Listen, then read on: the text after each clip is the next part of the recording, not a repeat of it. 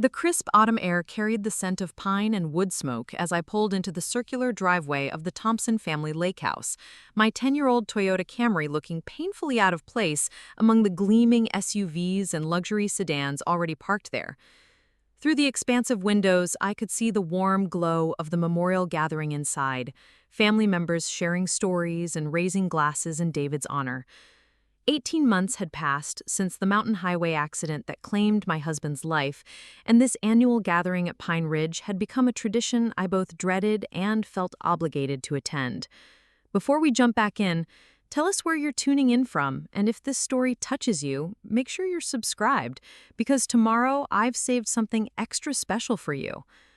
Rachel Thompson stood at the kitchen island, perfectly coiffed in designer black, arranging white lilies in crystal vases while holding court with several relatives. Her voice carried that familiar tone of practiced sympathy mixed with barely concealed judgment as she glanced toward my approaching car. What Rachel didn't know, what none of them suspected, was that in less than 3 hours I would discover something hidden in David's secret phone that would shatter everything we thought we knew about his death and reveal a truth so devastating it would change all our lives forever. I sat in my car for a moment longer than necessary, steeling myself for what lay ahead. The Thompson family had never quite accepted me into their circle of old money and established connections.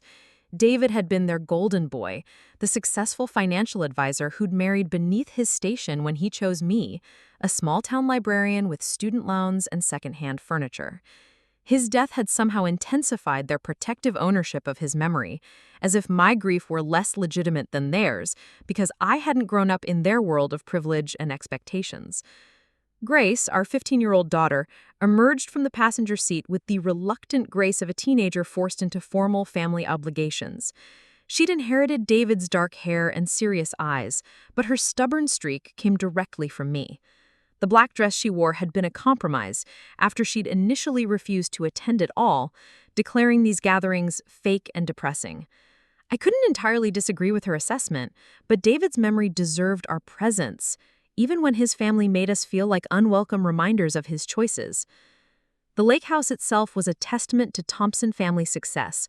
3 stories of cedar and stone rising from the shoreline like something from an architectural magazine. Michael Thompson had inherited both the property and the family investment firm, while Rachel had inherited the social grace and subtle cruelty that came with generational wealth.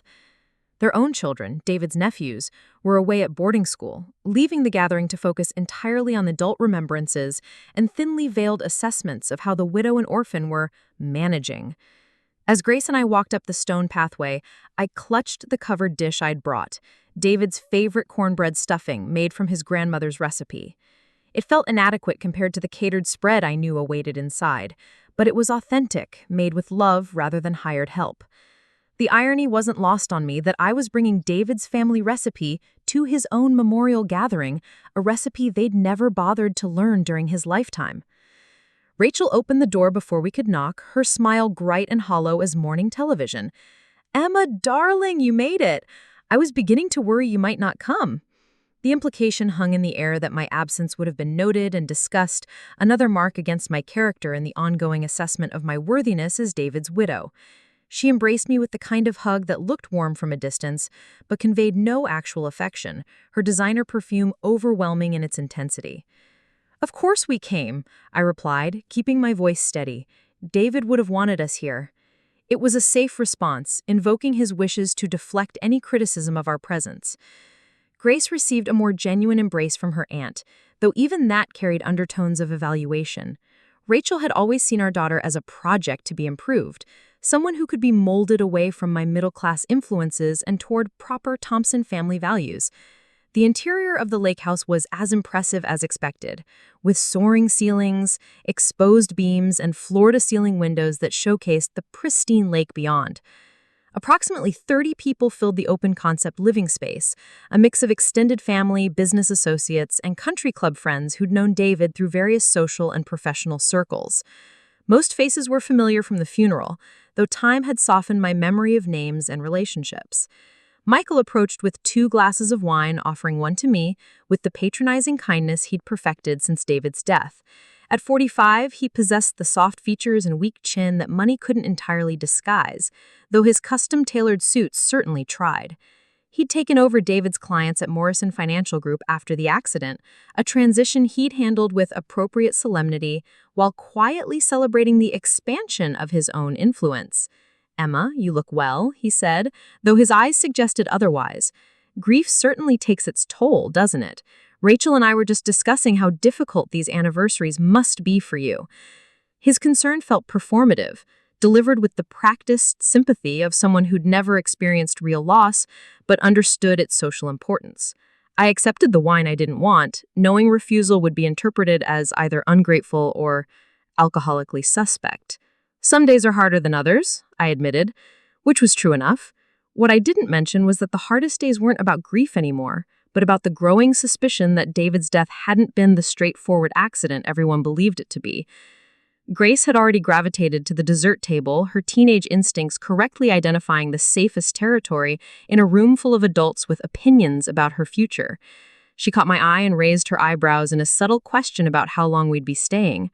I held up 5 fingers, indicating hours rather than minutes, and watched her shoulders slump in resignation. The conversation around me flowed in predictable patterns, stories about David's childhood achievements, his success at Morrison Financial Group, his dedication to family values and community service. Each anecdote felt curated for public consumption, highlighting the man they wanted to remember while carefully editing out anything that might complicate the narrative. David, the devoted son, the successful financial advisor who died too young in a mountain highway accident that certainly was an accident, and who had supposedly been on a solo trip to ski. The story full complete with the whole family engaging in the same faces and feelings, in full of parts of it, which made it all so weird and dangerous. There were major elements that were missing from the story. Preparing and narrating this story took us a lot of time, so if you are enjoying it, subscribe to our channel. It means a lot to us. Now back to the story. Tragic accident on a mountain highway during what they'd been told was a business trip to Grand Junction. Patricia Morrison, my neighbor and unlikely ally in this gathering, appeared at my elbow with a knowing smile. At 68, Pat possessed the kind of practical wisdom that came from raising 5 children while running her own accounting business. She had been David's client before becoming our friend, and her presence at these gatherings always felt like a buffer against the worst of Thompson family condescension. "Surviving another one, I see," she murmured, her voice low enough to avoid detection by our hosts. Pat had attended David's funeral out of professional respect, but continued attending these memorial gatherings out of personal affection for Grace and me. Her own husband had died 5 years earlier, giving her insights into widowhood that the Thompson family couldn't provide. "Barely," I replied, grateful for her solidarity. Pat understood the strange limbo of being David's widow, permanently connected to his family while never quite belonging to it. She'd navigated similar dynamics with her late husband's relatives, who'd questioned every financial decision she'd made after his death while offering advice that served their interests more than hers. The buffet dinner was elegant and abundant, featuring the kind of catered cuisine that prioritized presentation over comfort. Rachel had arranged everything perfectly, from the cream-colored linens to the silver serving pieces that caught the light from the chandelier above. She moved through the gathering like a hostess from another era, ensuring glasses stayed full and conversations remained appropriately reverent. As we filled our plates, I overheard Rachel speaking to David's former college roommate about poor Emma's situation and how challenging it must be to maintain David's standard of living on a librarian's salary. The comment stung, not because it was untrue, but because it reduced my relationship with David to economic terms, as if love could be measured in mortgage payments and private school tuition. Grace and I found seats at a small table near the windows, where we could watch the lake's surface reflect the setting sun while half-heartedly participating in family conversations. The view was genuinely beautiful, autumn colors painting the surrounding hills in brilliant oranges and reds, but even natural beauty felt complicated when experienced in this context of forced family togetherness. David's cousin Jennifer approached our table with her usual mixture of genuine warmth and misguided advice. She'd always been kinder than the core Thompson family, perhaps because she'd married into money rather than being born to it. "Emma, I keep meaning to call you about that financial planning seminar I mentioned.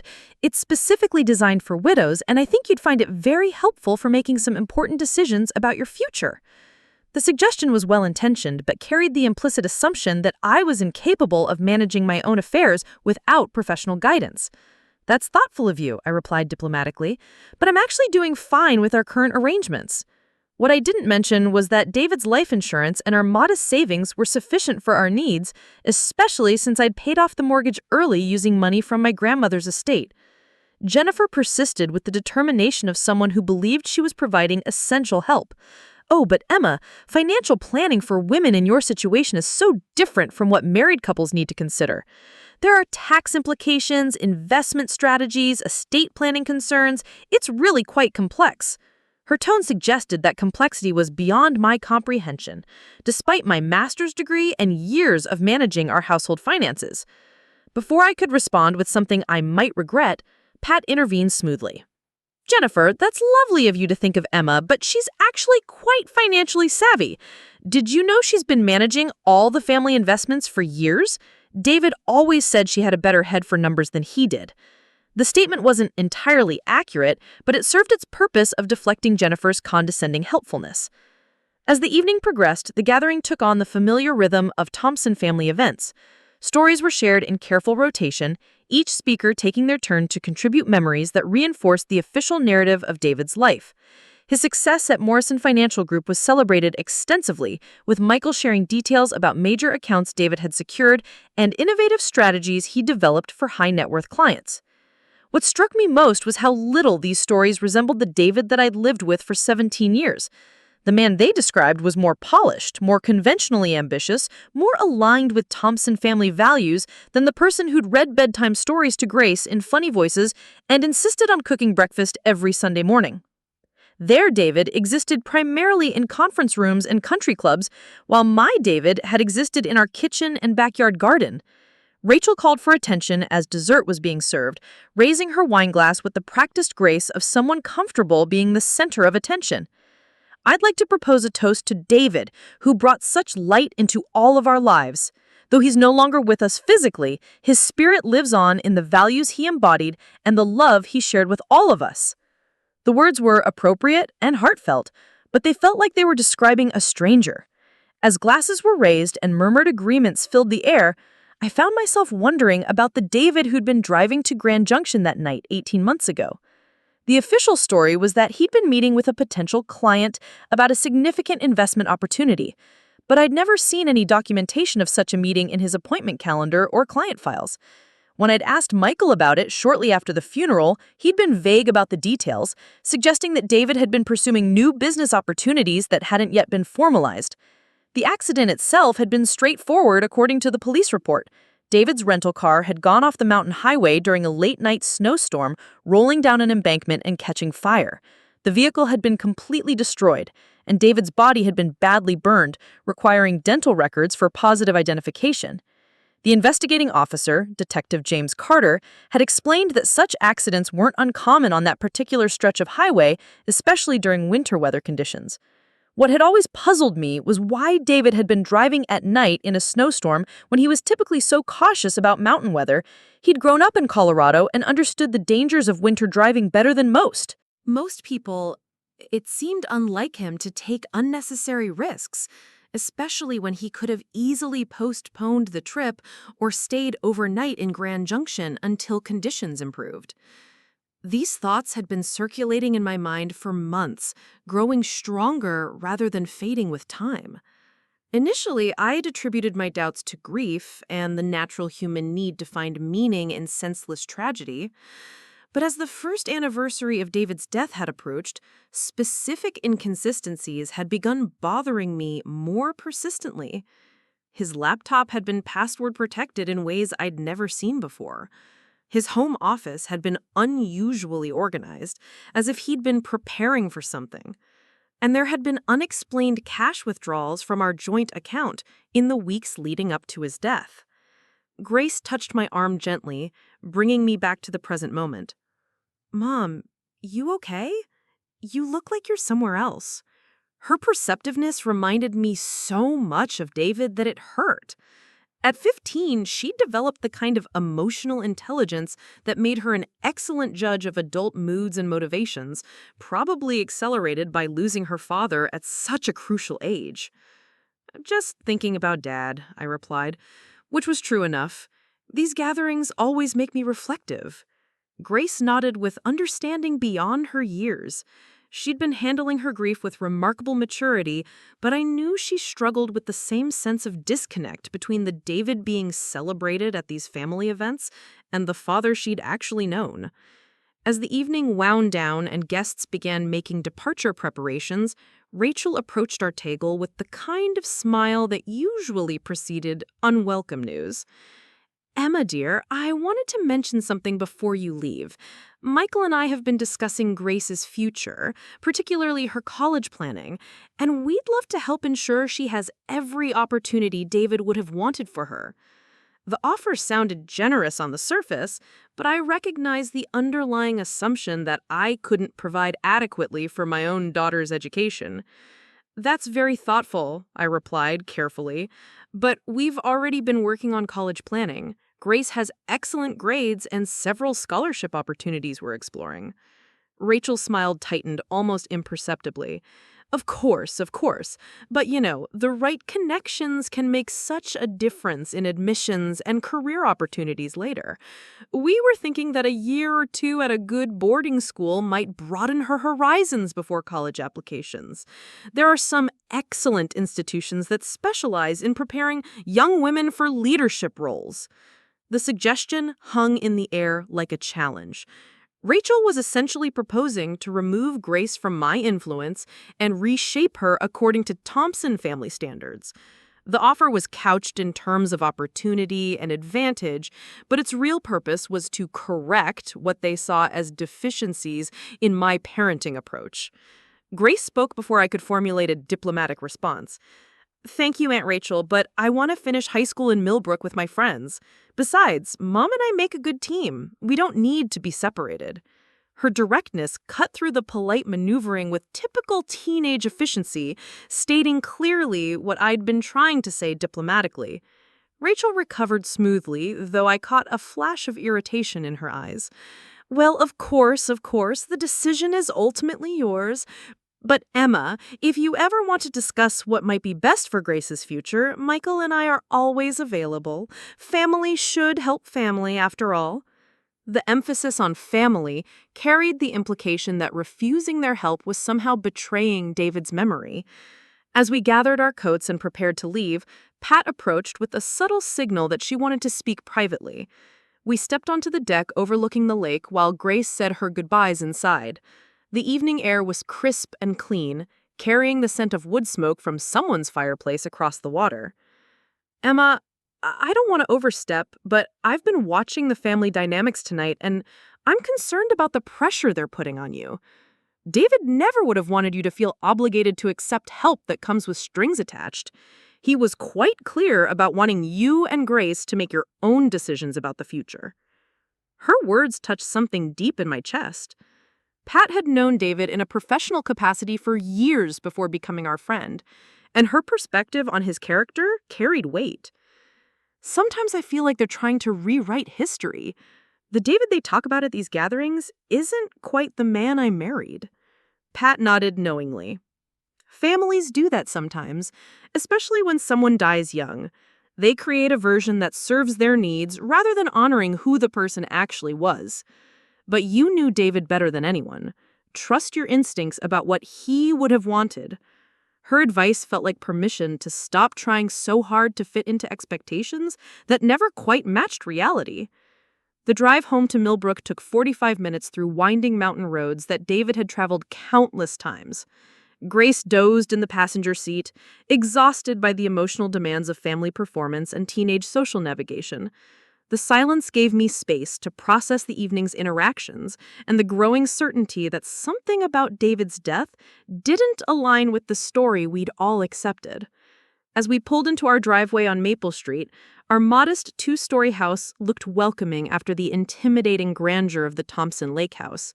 The front porch light cast a warm glow over the flower beds David had helped me plant 3 springs ago, now dormant for winter, but still holding the promise of future blooms.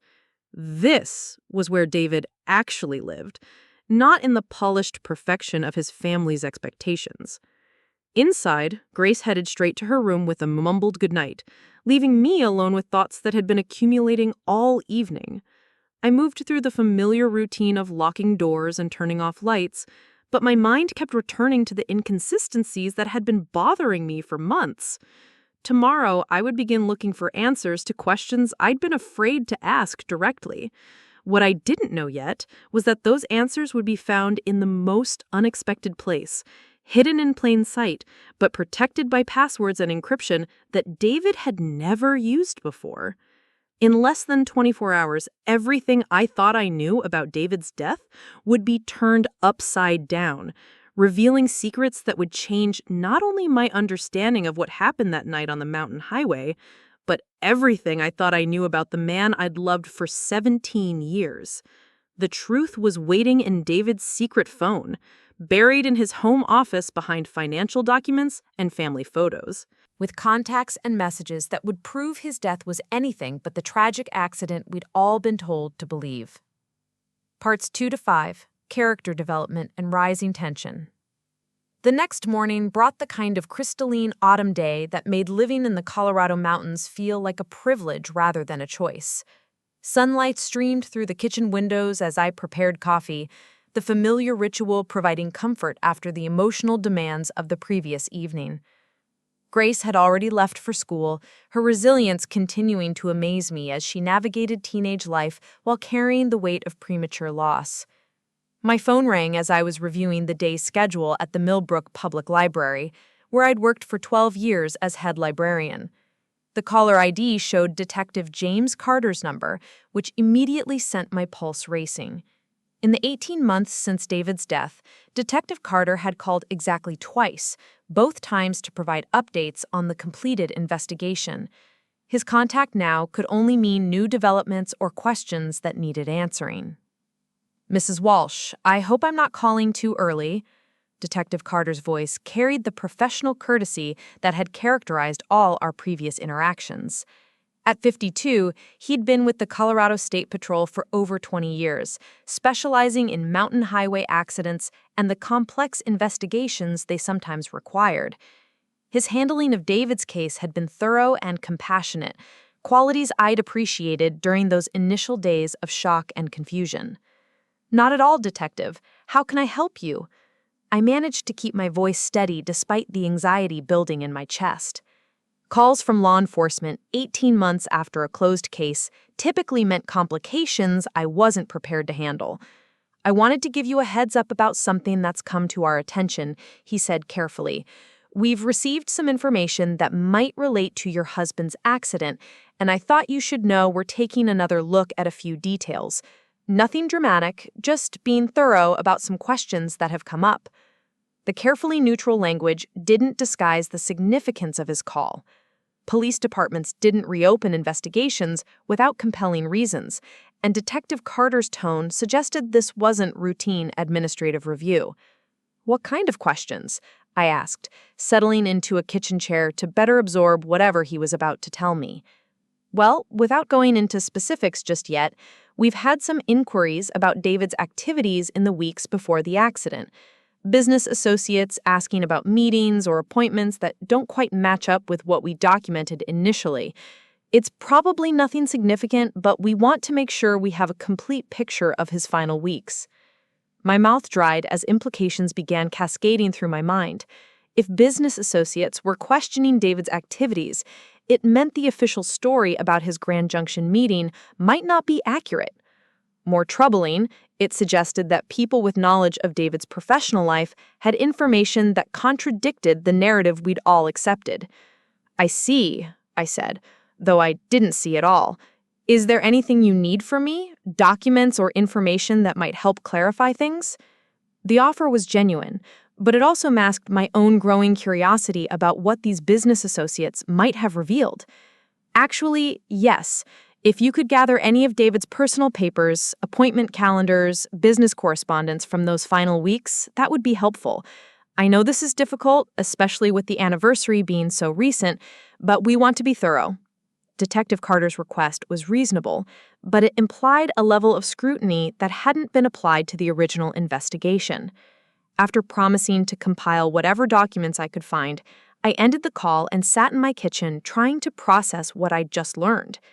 David's accident was being questioned by people who'd known him professionally, suggesting inconsistencies significant enough to warrant police attention. The timing, just one day after the memorial gathering, where his business success had been celebrated extensively, felt like more than coincidence. I called the library to request a personal day, explaining that family matters required my immediate attention. Mrs. Henderson, the assistant librarian, accepted my explanation with the kind of understanding that small-town workplaces extended to valued employees dealing with ongoing grief.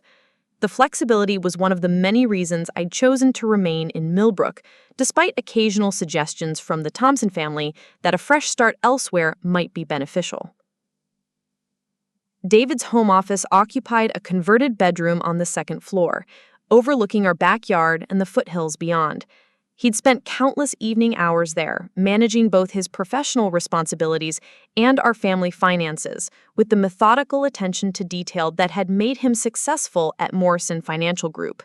The room still carried his presence, 18 months after his death, from the leather chair where he'd reviewed client portfolios to the family photographs arranged on his desk. I'd avoided spending significant time in this space since the funeral, finding the reminders of his absence too painful to bear regularly. Grace had been even more affected, refusing to enter the room at all during the first year after his death. Recently, she'd begun using his computer occasionally for school projects, but only when absolutely necessary and never for extended periods. The filing system David had maintained was characteristically organized, with clearly labeled folders for insurance documents, tax records, investment statements, and client correspondence. However, as I began searching for materials from his final weeks, I noticed something that hadn't struck me before. The organization was almost too perfect, as if someone had spent considerable time arranging everything according to a predetermined system, rather than the natural accumulation of working documents. His appointment calendar for the months leading up to his death showed the usual mix of client meetings, industry conferences, and personal commitments. However, the final 2 weeks contained several entries that seemed unusual on closer examination. 3 separate appointments were marked simply as GJ meeting, without additional details about clients or purposes. David's typical calendar entries included comprehensive information about meeting participants, locations, and objectives, making these abbreviated notations inconsistent with his normal practices. More puzzling were several cash withdrawals from our joint checking account during those same 2 weeks, each for exactly $500 and conducted at different bank branches around Denver. David rarely used cash for anything beyond lunch or minor purchases, preferring credit cards. Provided detailed records for tax and budgeting purposes. The pattern suggested deliberate attempts to avoid creating traceable records, which was completely contrary to his usual financial habits. As I photographed relevant documents for Detective Carter, my attention was caught by a manila envelope tucked behind David's desk calendar. The envelope contained bank statements for an account I'd never seen before, opened 6 months prior to his death at a downtown Denver branch we'd never used. The statements showed regular deposits of significant amounts, always in cash, always on the 15th of each month. The account had been closed 3 days after David's death, with the remaining balance transferred to an account number I didn't recognize. The discovery hit me like a physical blow. David had maintained a secret bank account for months without mentioning it, depositing substantial amounts of cash on a regular schedule. The behavior was so completely inconsistent with everything I knew about his character and our financial partnership that I found myself questioning whether I was examining someone else's documents by mistake. But his signature on the account paperwork was unmistakably authentic, written in the careful script I'd seen thousands of times on birthday cards and anniversary notes. I sat in his leather chair, surrounded by evidence that the man I'd been married to for 17 years had been keeping significant secrets from me. The bank statements raised questions that went far beyond the circumstances of his death.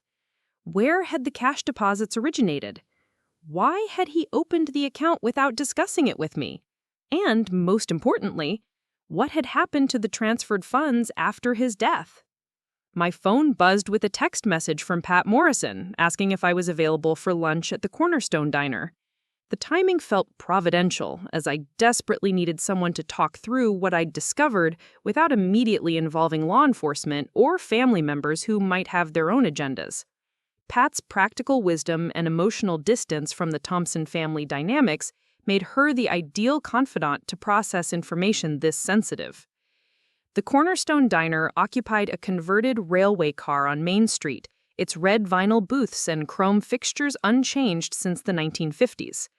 The atmosphere was authentically small-town American, with local residents gathering for coffee and conversation while tourists stopped for authentic mountain cuisine. Pat had already secured our usual booth by the window when I arrived, her expression immediately registering concern at whatever she saw in my face. "Emma, you look like you've seen a ghost," she said as I slid into the booth across from her. "What's happened since last night?" Her directness was one of the qualities I most appreciated about our friendship. Pat had no patience for social pleasantries when someone clearly needed support, preferring to address problems directly rather than dancing around difficult topics. I ordered coffee and a sandwich I knew I wouldn't eat, using the time to consider how much to reveal about my morning's discoveries. Pat had been David's client for several years before becoming our friend, giving her insights into his professional character that might help me interpret what I'd found. However, involving her in potential legal or criminal matters felt unfair without her explicit consent. Detective Carter called this morning. Apparently, there are some questions about David's business activities before the accident. He's asked me to gather documents from those final weeks. I watched Pat's face for reactions that might indicate she possessed information relevant to the investigation. Her eyebrows rose with surprise, but not the kind of surprise that suggested hidden knowledge. After 18 months? That seems unusual. What kind of questions? Her tone was curious rather than defensive, reassuring me that she wasn't protecting secrets of her own. Business associates apparently have concerns about meetings or appointments that don't match official records, I explained. Detective Carter was vague about specifics, but it sounds like David's professional activities during his final weeks aren't as clear-cut as we initially believed. The explanation was accurate, while avoiding mention of the secret bank account, until I better understood its significance. Pat stirred her coffee thoughtfully, her expression serious. "Emma, I need to tell you something that's been bothering me since David's death, but I wasn't sure if bringing it up would help or hurt you." Her tone carried the weight of information withheld for compassionate reasons, the kind of knowledge that people keep to themselves to avoid causing additional pain to grieving survivors. My pulse quickened as I recognized the setup for revelations I might not want to hear. "Please, Pat, at this point I need to know whatever you know, regardless of how difficult it might be." The words came out more forcefully than intended, reflecting the frustration that had been building as evidence accumulated that David's life had contained elements unknown to me. About 2 months before the accident, David came to my office to discuss some unusual financial arrangements. He wanted advice about structuring certain transactions to minimize tax implications and maintain privacy. At the time, I assumed he was working on something for a high-net-worth client, but looking back, some of his questions seemed more personal than professional. The revelation confirmed my growing suspicion that David had been involved in financial activities he'd kept hidden from me. "What kind of arrangements?" I asked, though part of me feared the answer would only deepen the mystery rather than providing clarity. "Cash transactions primarily, large amounts being moved through accounts designed to avoid standard reporting requirements. David asked about the legal implications of such transfers and the potential consequences if they were discovered during audits or investigations. Pat's discomfort was evident as she revealed information she'd kept confidential during David's lifetime and for months after his death. Did he mention why he needed this information or give you any indication of what he was involved in? The questions felt like betrayals of my marriage, implications that my husband had been capable of deception I'd never suspected. But the secret bank account proved that deception had indeed occurred, making further questions necessary rather than disloyal. Pat shook her head slowly. He was very careful not to provide specifics. Professional ethics prevented me from asking too many questions, and David seemed to understand exactly how much he could reveal without putting me in a difficult position. But Emma, the amounts he was discussing were substantial. Six-figure sums, possibly more. The magnitude of what Pat was describing overwhelmed me. David had been managing financial transactions involving hundreds of thousands of dollars while maintaining the appearance of our normal middle-class lifestyle.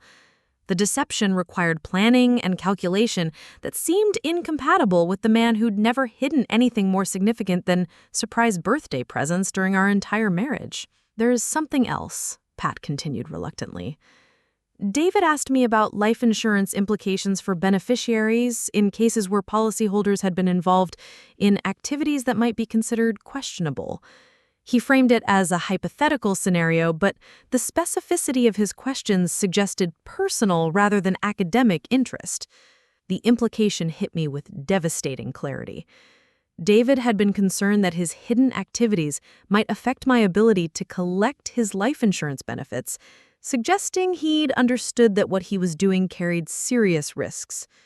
The revelation transformed his careful financial planning from loving provision for his family's future into potential damage control for consequences he'd anticipated. Our server appeared to refill coffee cups and check on our barely touched meals, providing a momentary interruption that allowed me to process what I'd learned. Pat's revelations confirmed that David had been involved in something significant enough to require legal advice about privacy and consequences. Combined with the secret bank account and cash deposits, a picture was emerging of financial activities far more complex than anything I'd imagined. "Pat, I need to ask you something, and I need you to be completely honest," I said once our server had moved away. "Do you think David was involved in something illegal?" The question was painful to voice, but the accumulating evidence demanded direct consideration of possibilities I'd never contemplated during our marriage. She considered the question carefully before responding, her expression reflecting the struggle between loyalty to David's memory and concern for my current situation. "I don't know, Emma. The activities he described could have legitimate explanations, but they could also indicate involvement in money laundering, tax evasion, or other financial crimes. What bothers me most is the secrecy. Legitimate business arrangements don't typically require the level of privacy David was seeking." The assessment was sobering, but not surprising given what I'd discovered that morning. David's behavior during his final months had involved deception and financial activities that seemed designed to avoid detection. Whether those activities were criminal remained unclear, but they were certainly inconsistent with the character he'd displayed throughout our marriage. As we prepared to leave the diner, Pat offered additional support that touched me deeply. "Emma, whatever David was involved in, it doesn't change who he was as a husband and father. People sometimes make choices that seem completely contrary to their character, especially when they're under pressure we don't understand. Don't let this investigation make you question 17 years of genuine love and partnership." Her words provided comfort I desperately needed, but they also highlighted the central challenge I was facing. How could I reconcile the David I'd known and loved with growing evidence of deception and possibly criminal activity? The man who'd read bedtime stories and planted gardens seemed incapable of the financial manipulation Pat had described, yet the documentation proved such activities had occurred. Driving home from lunch, I found myself examining every interaction from David's final months, searching for signs I might have missed. His stress levels had been elevated, but I'd attributed that to normal business pressures and seasonal challenges at Morrison Financial Group. He'd been spending more time in his office, but that hadn't seemed unusual for someone building a successful practice. Most tellingly, he'd been more affectionate than usual. almost as if he'd been trying to store up memories or express feelings he might not have future opportunities to share. That afternoon, I returned to David's office with new purpose, searching not just for documents Detective Carter had requested, but for any additional evidence that might explain his hidden activities. His computer was password protected with security measures I'd never seen him use before, suggesting he'd upgraded his privacy protocols during those final months. The filing cabinets contained the expected professional and personal documents, but also several empty hanging folders that might have contained materials since removed. Behind his desk, tucked into a space barely visible unless someone was specifically looking for hidden items, I discovered something that stopped my heart. A second cell phone, still in its original packaging, but clearly purchased months before David's death. The phone was a model I'd never seen him use, a basic device designed for calls and texts, rather than the smartphone capabilities his regular phone provided.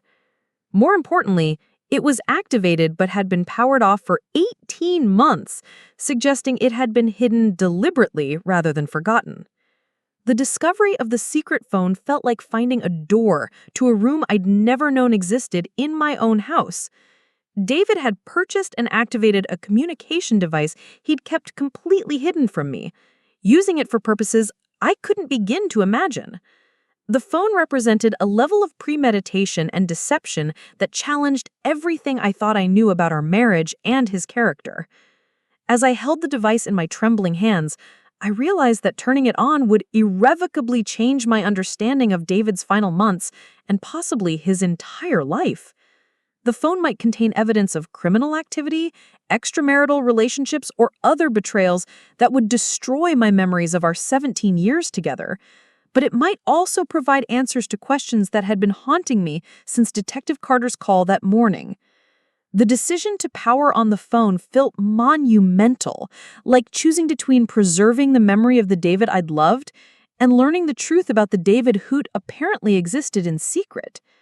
But as I thought about Grace and the life we were building without him, I realized that moving forward required understanding the past, regardless of how painful that understanding might prove to be. With shaking fingers, I pressed the power button and watched as the phone came to life, its screen displaying notifications and messages that had been waiting 18 months for someone to discover them. The first message preview that appeared made my blood run cold, suggesting that David's death might not have been the accident we'd all believed, but rather the culmination of choices and consequences far more dangerous than anyone had imagined. The truth about my husband was finally within reach. As I prepared to unlock the secrets he'd kept hidden, I wondered if some discoveries were too devastating to survive. The phone in my hands held answers to questions I'd been afraid to ask, but those answers might destroy not only my memories of David, but my ability to trust my own judgment about the people closest to me. Everything I thought I knew about my life was about to change, and there was no way to prepare for revelations that would challenge the very foundation of my identity as David's widow and Grace's mother. The secret phone was about to reveal a world I'd never suspected existed, a world where my husband had apparently lived a double life that culminated in consequences far more serious than a tragic accident on a mountain highway. The secret phone's screen illuminated with dozens of missed notifications, messages, and voicemails that had accumulated over 18 months of silence. My hands trembled as I scrolled through the contact list, finding names I'd never heard David mention, alongside numbers from area codes across the country. The most recent activity dated to the day before his death, suggesting he'd been actively using this device right up until the accident that claimed his life. The first contact that caught my attention was listed simply as Phoenix, with a 602 area code. The message thread between David and this mysterious contact spanned several months, filled with cryptic references to packages, deliveries, and schedule changes. The language was deliberately vague, but the tone suggested business arrangements of some kind, possibly the source of the cash deposits I'd discovered in his secret bank account. I opened the most recent message from Phoenix, sent at 11:47 p.m. the night before David's death. Route compromised. Need emergency extraction. Payment processed as discussed. Destroy everything and disappear until contact. The message read like something from a spy thriller, but the timestamp proved it was real communication David had received just hours before supposedly leaving for his business meeting in Grand Junction. My stomach churned as the implications became clear. David hadn't been driving to a client meeting that night. He'd been fleeing something, or someone, using the Grand Junction story as cover for what might have been an escape attempt. The emergency extraction reference suggested he'd been involved with people who operated outside normal business channels, possibly explaining the need for secret phones and cash transactions. Another contact was labeled Denver Operations, with local area codes and message exchanges that reference specific dates, times, and locations around the city. The conversations were filled with code words and numbered references that meant nothing to me, but clearly had significance for the participants. One exchange from 2 weeks before his death particularly stood out. Tuesday delivery confirmed for warehouse district, package contents verified, payment authorization code 7749, standard protocols in effect. The clinical language suggested David had been involved in some kind of distribution or logistics operation, but the secrecy surrounding it implied illegal rather than legitimate business. The warehouse district mentioned in the messages was an industrial area of Denver known for its isolation and minimal security presence, exactly the kind of location where illegal activities might occur without detection. As I continued scrolling through messages, a pattern emerged that painted a picture of escalating tension and growing danger in David's secret life. Earlier messages were routine and businesslike, discussing schedules and payments with the casual efficiency of established business relationships. However, communications from his final month showed increasing urgency and concern, with references to complications, investigations, and security breaches that suggested his involvement in whatever operation this was had become problematic. One particularly alarming message thread was with a contact labeled Legal Eagle, whose communications suggested he was an attorney specializing in criminal defense, rather than the civil and corporate law David typically encountered through Morrison Financial Group. Their conversations dealt with contingency planning, asset protection, and procedures for protecting family members in case of arrest or prosecution. The discussions revealed that David had been actively preparing for the possibility that his hidden activities might be discovered by law enforcement. The message that made my blood run completely cold was from Legal Eagle, sent 3 days before David's death. Situation deteriorating rapidly. Federal investigation confirmed. Recommend immediate implementation of exit strategy. Family relocation funds have been established as discussed. Contact me only through secure channels going forward. The implication was unmistakable. David had been under federal investigation for activities serious enough to require family relocation and legal protection. I set the phone down and walked to the window, needing to process what I'd discovered before continuing.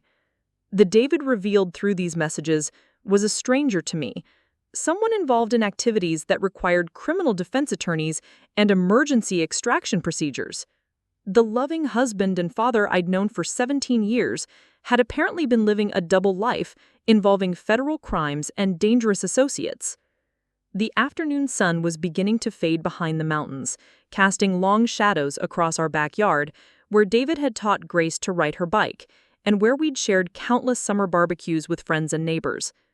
The normalcy of the scene outside contrasted sharply with the evidence of deception and criminality I was uncovering inside his office. How had he managed to compartmentalize his life so completely that I'd never suspected any of this existed? Returning to the phone, I discovered a folder labeled Insurance that contained photographs of documents I'd never seen before. The images showed what appeared to be warehouse receipts, shipping manifests, and financial statements for companies I didn't recognize. Most troubling were photographs of large quantities of cash, bundled and stacked in ways that suggested systematic money laundering or payment for illegal goods and services. One photograph showed David himself in what appeared to be a warehouse setting, wearing clothes I'd never seen, and standing next to several other men whose faces were deliberately obscured. His expression in the photo was serious and focused, completely different from the relaxed demeanor he had always displayed at home. The image provided visual confirmation that he'd been actively participating in whatever operation these messages documented. The phone also contained encrypted voice messages that required passcodes I didn't possess, suggesting Even more sensitive information remained hidden. However, one unencrypted voicemail from the night of his death provided a final piece of the puzzle that explained everything. The message was from Phoenix, left at 1:23 a.m., approximately 4 hours before David's accident on the mountain highway. Dave, abort the extraction. Routes are compromised and federal assets are in position. They're onto the entire network. Don't trust anyone and don't go home. Find somewhere safe and wait for my signal. We'll figure out next steps once things cool down. Whatever you do, don't lead them to your family. The voicemail confirmed that David had been fleeing federal law enforcement when he died, using the mountain highway as an escape route rather than driving to a business meeting. The timing of the voicemail also revealed why David had been driving in dangerous weather conditions. He'd received word that his escape plan was compromised, forcing him to improvise alternative routes in the middle of a snowstorm. The accident that killed him hadn't been the result of poor judgment about weather conditions, but rather the consequence of desperate flight from federal agents who were closing in on his illegal activities. I realized that Detective Carter's renewed interest in the case probably wasn't coincidental. Federal investigators had likely provided new information about David's involvement in whatever operation they'd been tracking, prompting local law enforcement to re-examine the circumstances of his death. The business associates asking questions were probably federal agents or prosecutors building cases against David's Confederates. The weight of these discoveries overwhelmed me as I considered their implications for Grace and our future. David hadn't just been keeping secrets from me, he'd been involved in activities that could potentially affect our legal and financial standing. The life insurance money I'd used to pay off our mortgage might be subject to forfeiture if his illegal activities were proven. Grace's college fund, built partly from money David had earned through his secret operations, might also be compromised. More immediately, my discovery of David's secret phone and the evidence it contained placed me in a precarious legal position. Withholding information from Detective Carter's investigation could be construed as obstruction of justice, but revealing what I'd found might implicate me in David's crimes, despite my genuine ignorance of his activities. The situation required legal advice from someone with expertise in federal criminal law rather than the estate planning and business law practitioners I'd dealt with previously. The phone buzzed with an incoming call that nearly caused me to drop it. The caller ID showed Phoenix, the same contact who'd sent the final warning message to David 18 months ago. Someone was actively monitoring this number, possibly unaware that David was dead, or testing to see who might answer his secret phone. The implications were terrifying. David's criminal associates were still active and potentially dangerous, and my discovery of his phone might have inadvertently announced my presence to people who had serious reasons to maintain their secrecy. I let the call go to voicemail, my heart pounding as I realized that turning on David's phone might have activated tracking or notification systems that alerted his former associates to its location. If these people were involved in activities serious enough to require federal investigation, they might view me as a threat to their ongoing operations, especially if they believed I possessed evidence of their crimes. The voicemail left by Phoenix was brief and chilling. Interesting to see this number active again after so long. We should probably have a conversation about mutual interests and shared concerns. I'll be in touch soon. The message was delivered in a calm, professional tone that made it more threatening than overt intimidation would have been. These people knew how to communicate menace through politeness, suggesting experience with situations where discretion was essential. I immediately powered off the phone and considered my options. Contacting Detective Carter would provide legal protection, but might expose Grace and me to retaliation from David's former associates before law enforcement could provide adequate security. Fleeing Millbrook would protect us physically, but might be interpreted as evidence of guilt or complicity in David's crimes. Staying silent about my discoveries would avoid immediate complications, but leave us vulnerable to both federal investigation and criminal retaliation. The sound of Grace arriving home from school forced me to focus on immediate practical concerns rather than the larger implications of what I'd been uncovering in her father's office, reminding me that whatever decisions I made would profoundly affect her life and future.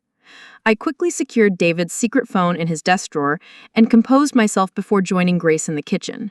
She was making a sandwich while recounting the day's events at Millbrook High School, her conversation filled with typical teenage concerns about assignments, social dynamics, and weekend plans. Her innocence and trust in our family's stability made the burden of my discoveries even heavier. "Mom, you look stressed," Grace observed with the perceptiveness that had become second nature since losing her father. "Is everything okay with the memorial stuff from last night? I know those Thompson family gatherings are always weird for you." Her concern for my emotional well-being touched me deeply, while highlighting how my new knowledge was already affecting my ability to maintain normal interactions. "Just processing some things," I replied, which was accurate, if incomplete. Detective Carter called this morning about some follow-up questions regarding Dad's accident. Nothing serious, just routine administrative details. The explanation was technically true, while avoiding the revelation that would turn her world upside down as thoroughly as it had disrupted mine. Grace nodded with the acceptance that adolescents typically show towards adult business they don't fully understand. "Are you going to be working in Dad's office again today? I need to use his computer for a history project, but I can wait if you're still going through papers." Her casual mention of using David's computer reminded me that she'd been accessing his equipment regularly, possibly exposing her to evidence of his secret activities. The realization that Grace might have already encountered signs of David's double life prompted me to ask careful questions about her recent computer usage. "Have you noticed anything unusual about Dad's Used your computer lately? Different programs or files that weren't there before?" The inquiry was designed to sound like routine technical troubleshooting rather than investigation into criminal evidence. "Not really," she replied thoughtfully, "although there was this one folder I accidentally opened last week that required a password I didn't know. It was labeled something weird like Phoenix Project or something like that. I just assumed it was old work stuff from Morrison Financial." Her casual mention of the Phoenix Project folder confirmed that David had been using his regular computer for activities related to his secret operations, possibly leaving additional evidence I hadn't yet discovered. The name Phoenix Project obviously connected to the Phoenix contact on his secret phone, suggesting a coordinated operation involving multiple participants and complex logistics. David had been more deeply involved in this criminal enterprise than I'd initially realized, serving not just as a participant but possibly as an organizer or coordinator of illegal activities that spanned multiple states and required sophisticated operational security. That evening, after Grace had finished her homework and gone to bed, I returned to David's office to continue my investigation. His computer password protection had defeated my previous attempts to access his files, but Grace's mention of the Phoenix Project folder suggested that some evidence might be stored on systems I could potentially access with enough persistence and technical assistance. The revelation that David had been leading a double life for months or possibly years changed everything I thought I knew about our marriage and his character. The man who had read bedtime stories and attended parent-teacher conferences had simultaneously been coordinating criminal operations that required emergency extraction procedures and federal investigation. The cognitive dissonance was almost impossible to reconcile with my memories of 17 years of shared life. Most disturbing was the realization that David's death might not have been an accident at all, but rather the result of choices he'd made to protect Grace and me from the consequences of his criminal activities. The timing of his flight during dangerous weather conditions and without adequate preparation suggested he'd been more concerned about leading federal agents or criminal associates to our home than about his own safety. The weight of these discoveries felt crushing as I contemplated their implications for our future. Grace deserved to know the truth about her father, but she also deserved protection from knowledge that would destroy her memories and possibly endanger her safety. The Thompson family's assessment of David's character would be vindicated in ways that would humiliate me while potentially threatening Grace's relationship with her extended family. More immediately, I faced the challenge of protecting us from people who might view David's family as ongoing threats to their security. The Phoenix Contact's message had made it clear that David's former associates were aware of my discovery and considered it significant enough to require direct communication. Their definition of mutual interests and shared concerns might include ensuring that evidence of their activities never reached law enforcement. As I sat in David's chair, surrounded by evidence of deception that challenged everything I'd believed about my life, I realized that the next few days would determine not only how we process the truth about David's death, but whether Grace and I would survive the consequences of discoveries I'd never intended to make. The secret phone had revealed a world of danger and criminality that existed parallel to our quiet life in Millbrook, and now that world was beginning to intrude into our reality in ways I couldn't control or predict. The man I'd mourned for 18 months had been a stranger, whose choices continued to threaten our safety even after his death. The truth about David Walsh was more devastating than I'd ever imagined, but it was also the key to understanding dangers that might still be evolving around us. Tomorrow, I would have to decide whether to trust Detective Carter with information that might destroy David's memory while potentially saving Grace's life. The decision to contact Detective Carter came at 3 in the morning when sleep proved impossible and the weight of David's secrets felt suffocating in the darkness of our bedroom. I'd spent hours replaying every conversation, every seemingly innocent moment, searching for signs I'd missed while my husband orchestrated what appeared to be a sophisticated money laundering operation. The Phoenix Project folder on his computer remained locked, but the evidence from his secret phone painted a clear picture of criminal enterprise that extended far beyond anything I could have imagined. I made coffee in the pre-dawn quiet and called Detective Carter's emergency number, knowing that federal crimes and ongoing investigations didn't respect normal business hours. His voice was alert despite the early hour, suggesting he'd been expecting communication from me or others connected to David's case. Mrs. Walsh, I was hoping to hear from you. We've had some developments overnight that I think you should know about. Can you come to the station this morning? And Emma, bring anything you might have found that relates to David's activities during his final months. The use of my first name and the urgency in his tone confirmed that the situation had escalated beyond routine investigation. Detective, I need to tell you something important, I said, my voice steadier than I felt. I found David's second phone yesterday, and the information on it suggests his death wasn't accidental. I think he was fleeing federal agents when the accident occurred. The admission felt like betraying David's memory, but Grace's safety and our future depended on law enforcement understanding the full scope of what we were dealing with. The silence on Detective Carter's end lasted long enough that I wondered if the call had dropped. When he finally spoke, his tone carried the gravity of someone delivering life-changing news. Emma, I need you to listen carefully. David's former business associates started disappearing 18 months ago, right after his death. 3 men connected to what we now know was a multi-state money laundering operation have been found dead under suspicious circumstances. We believe David's accident might have been orchestrated to prevent him from cooperating with federal investigators. The revelation hit me like physical force. David hadn't died fleeing law enforcement. He'd been murdered to silence his potential testimony. The accident scene had been staged to look like weather-related misfortune while actually representing elimination of a federal witness. My husband had been killed not for his crime, but for his willingness to expose the crimes of others. We've been waiting 18 months for someone to activate David's secondary communication devices, Detective Carter continued. Federal agents have been monitoring those numbers since shortly after his death, hoping his associates would reveal themselves by trying to contact him. Your activation of his phone yesterday triggered alerts that led to Phoenix attempting to make contact. We recorded that call and have been tracking the number since. I realized with horrifying clarity that I'd been used as bait in a federal investigation, without my knowledge or consent. Turning on David's phone had been intended to draw out his former associates, placing Grace and me in danger to advance law enforcement objectives. The Phoenix Contact's message about mutual interests suddenly took on more sinister meaning. These people weren't just criminals. They were murderers who'd already killed David and apparently others who posed threats to their operation. Detective, are my daughter and I in immediate danger? I asked.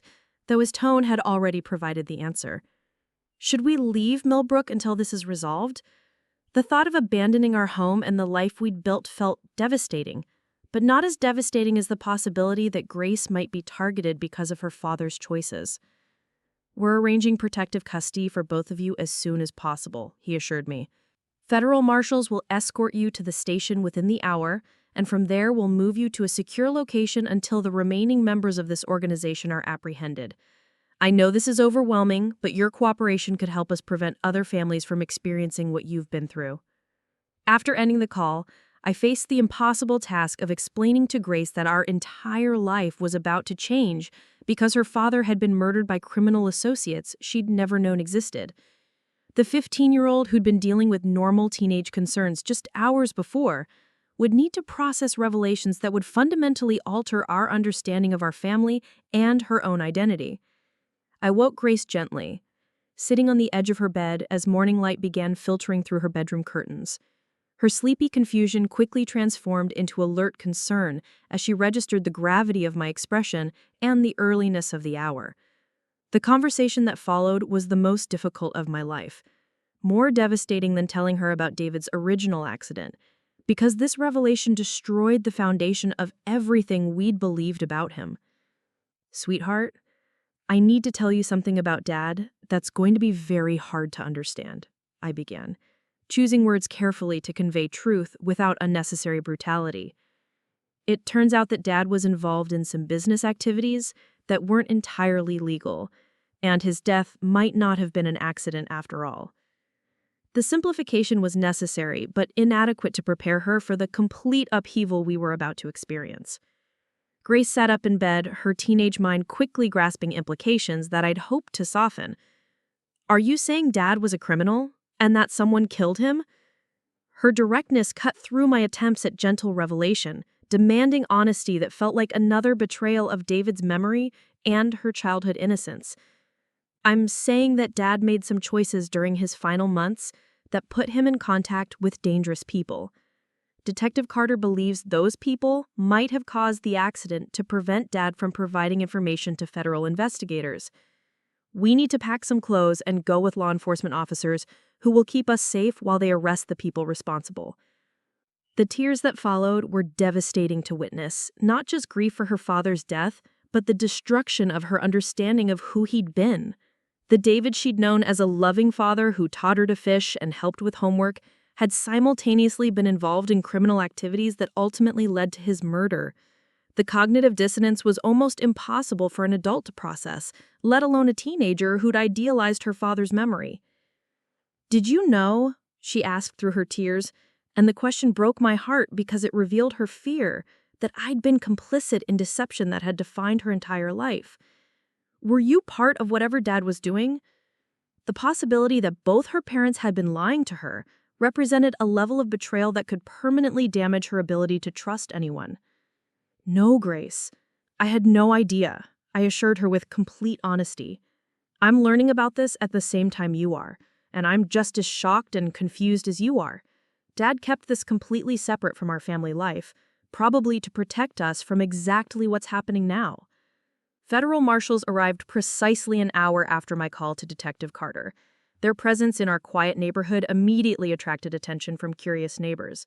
Mrs. Chen appeared on her front porch with obvious concern, her protective instincts activated by the sight of law enforcement vehicles outside our home. The lead marshal, a woman in her 40s named Deputy Marshal Rodriguez, approached with professional courtesy that couldn't disguise the seriousness of our situation. "Mrs. Walsh, we need to move quickly," she explained as Grace and I gathered essential belongings. "Intelligence suggests that David's former associates may have identified your location and are potentially planning contact that could be dangerous for your family. We're taking you to a secure facility where federal agents can debrief you about your discoveries while ensuring your safety." The drive to the federal courthouse in Denver felt surreal, our familiar mountain roads now seeming like potential ambush sites where David's killers might be waiting. Grace sat silently beside me, processing revelations that had transformed her father from victim to witness to murder victim in the span of a single conversation. The landscape outside our windows represented the last glimpse of our normal life, the last moments before we became participants in a federal investigation that would change everything about our future.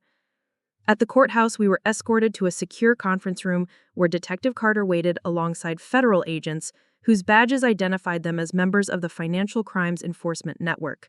The lead agent, Special Agent Thompson, possessed the kind of methodical intensity that suggested years of experience with complex financial crimes and their violent consequences. Mrs. Walsh, thank you for coming forward with this information. Your husband's Cooperation with our investigation was voluntary and potentially life-saving for other families affected by this money laundering operation. His death prevented him from providing testimony that would have resulted in dozens of arrests and the dismantling of a criminal network that has operated for several years. The revelation that David had been cooperating with federal investigators rather than simply being investigated changed my understanding of his final months completely. He hadn't been a criminal fleeing justice, but a witness whose conscience had led him to expose the crimes he'd become involved in. The secret meetings and financial arrangements that had seemed like evidence of guilt were actually part of an undercover operation designed to gather evidence against more serious criminals. David approached us 6 months before his death, Agent Thompson continued, after becoming aware that the investment opportunities he'd been facilitating were actually fronts for money laundering operations connected to drug trafficking and organized crime. He agreed to continue his involvement while gathering evidence and recording conversations that would have provided the foundation for prosecuting the entire network. Grace looked up from her silence for the first time since arriving at the courthouse. So Dad was trying to do the right thing? He wasn't really a criminal? Her need for redemption of her father's character was heartbreaking, reflecting the struggle we were both experiencing to reconcile the man we'd known with the evidence of his involvement in illegal activities. Your father made mistakes, but he was working to correct them when he was killed, Agent Thompson replied gently. The evidence he gathered before his death has already led to several arrests, and the information from his phone will help us prosecute the remaining members of this organization. His cooperation probably saved lives, even though it ultimately cost him his own. The debriefing process required me to provide detailed accounts of David's behavior during his final months, identifying patterns and activities that might provide additional evidence for the ongoing investigation. The cash withdrawals, secret bank accounts, and unusual appointment calendar entries all took on new meaning as components of an undercover operation rather than evidence of criminality. Most importantly, the federal agents needed access to David's computer files, particularly the encrypted Phoenix Project folder that had required passwords Grace couldn't provide. Technical specialists spent several hours breaking through David's security measures, revealing terabytes of financial records, recorded conversations, and photographic evidence that documented the scope of the money laundering operation he'd been investigating. The Phoenix Project files contained David's complete cooperation agreement with federal investigators, including provisions for family protection and relocation in case his cover was compromised. He'd been preparing for the possibility that Grace and I would need to enter witness protection, establishing financial accounts and legal arrangements that would support us if his investigation resulted in retaliation from criminal associates. David set aside $2 million in protected accounts for your family's security, Agent Thompson explained as we reviewed the cooperation agreement. He understood that his investigation might result in threats to your safety, and he wanted to ensure that Grace could complete her education and that you could rebuild your lives if relocation became necessary. The revelation transformed David's secret financial activities from betrayal into protection, evidence of love rather than deception. The most devastating discovery came when technical specialists recovered deleted files from David's computer that revealed the extent of threats he'd been receiving during his final weeks. Criminal associates had discovered his cooperation with federal investigators and had made specific threats against Grace and me, forcing David to choose between completing his testimony and protecting his family. The final entry in David's encrypted journal, written the day before his death, provided heartbreaking insight into his state of mind. They know I'm working with the feds. Phoenix called off the extraction because routes are compromised, but that might be for the best. If I disappear now, Emma and Grace will always be looking over their shoulders. Maybe it's better if I don't make it out, if my death convinces them that the threat is eliminated. At least the evidence will survive to prosecute these bastards, and my family will be safe. The entry revealed that David had understood his murder was probable, possibly inevitable, but had chosen to complete his cooperation with federal investigators rather than fleeing to safety. His drive into the mountains that night hadn't been an escape attempt, but a deliberate sacrifice designed to protect Grace and me while ensuring that evidence reached prosecutors who could dismantle the criminal network. Grace sobbed as Agent Thompson read David's final journal entry, her grief now mixed with pride in her father's courage and ultimate sacrifice. The David revealed through federal investigation was a hero rather than a criminal, someone who'd risked everything to expose crimes and protect innocent families from the violence and corruption he'd discovered. The subsequent trial proceedings required Grace and me to testify about David's character and the impact of his murder on our family, but we were protected throughout the process by federal marshals who ensured our safety. The evidence David had gathered resulted in convictions for 17 defendants, including the Phoenix contact and other key organizers of the money laundering operation. 6 months after the trial concluded, Grace and I made the decision to remain in Millbrook rather than entering witness protection.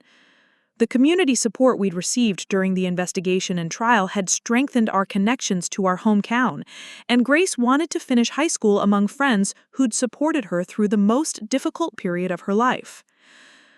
The Thompson family's reaction to revelations about David's undercover work was complex, mixing pride in his ultimate heroism with embarrassment about their previous judgments about our family's financial situation. Rachel's condescending concern about our poverty seemed particularly misguided in light of the protected accounts David had established for our security.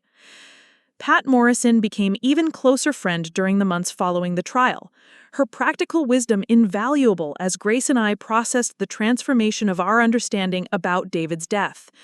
Her insight that people sometimes make choices that seem contrary to their character proved prophetic, though David's choices had ultimately demonstrated courage rather than criminality. The secret That had initially seemed like evidence of betrayal became a cherished connection to David's final months, containing voice messages and text exchanges that revealed his love for Grace and me, even as he made increasingly dangerous choices to protect us. His final voicemail to Phoenix, declining the extraction opportunity to avoid leading criminals to our home, played repeatedly in my mind as evidence of selfless love. Grace's relationship with her father's memory underwent complete transformation as she processed the truth about his death. The hero worship typical of teenage daughters who'd lost their fathers was replaced by more mature understanding of David's complexity, his mistakes, and his ultimate redemption through cooperation with federal investigators. The college fund that had been built partly through David's cooperation payments was substantial enough to provide Grace with educational opportunities at any institution she chose. More importantly, the knowledge that her father had died protecting her rather than abandoning her provided foundation for healing and growth that would have been impossible if we'd never learned the truth. Our modest house on Maple Street took on new significance as the place David had worked to protect through his sacrifice, the home he'd died to preserve for his family, the garden he'd helped me plant bloomed each spring as a reminder of the man who'd chosen love over safety, courage over comfort, justice over personal security. Detective Carter maintained contact with our family throughout the years following the trial, his respect for David's cooperation evident in annual visits on the anniversary of his death. The investigation that had begun with questions about business associates had ultimately revealed a federal witness whose sacrifice had disrupted criminal operations and saved countless lives. The revelation that my husband had died as a hero rather than a criminal transformed everything about my identity as his widow and Grace's understanding of her inheritance. We were no longer survivors of a tragic accident, but beneficiaries of deliberate sacrifice, protected by love that had persevered even in the face of mortal danger. The truth about David Walsh had been more complex and ultimately more beautiful than anything I could have imagined during those 18 months of grief and confusion. His secret phone had contained evidence not of betrayal, but of protection, not of criminality, but of courage, not of abandonment, but of love so profound that it transcended death itself. The man I'd mourned as a victim had actually been a hero whose final choices ensured that Grace and I could live safely in the community we loved, supported by resources he'd sacrifice his life to provide. The greatest discovery wasn't his involvement in criminal activities, but his willingness to risk everything to expose those activities and protect the innocent families affected by them. As Grace prepared for college and I continued my work at the Millbrook Public Library, David's memory provided foundation for futures he'd died to make possible. The secret phone remained in our home as a reminder that love sometimes requires choices that seem incomprehensible until their full context is revealed, and that the deepest truths about the people we love might only emerge through circumstances we'd never wish to experience.